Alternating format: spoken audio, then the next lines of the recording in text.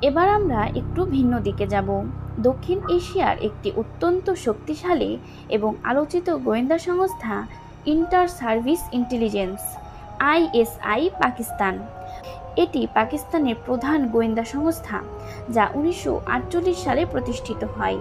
ISI পাকিস্তানের অভ্যন্তরীণ নিরাপত্তা, কাউন্টার ইন্টেলিজেন্স এবং বিশেষ অপারেশনের জন্য পরিচিত। আফগান যুদ্ধে সোভিয়েত বাহিনীর বিরুদ্ধে মুজাহিদিদের সহায়তা করার ক্ষেত্রে আইএসআই এর ভূমিকা ছিল ব্যাপক। এই সংস্থাটি প্রায়শই তার কার্যক্রমের জন্য আন্তর্জাতিকভাবে আলোচিত ও সমালোচিত হয়।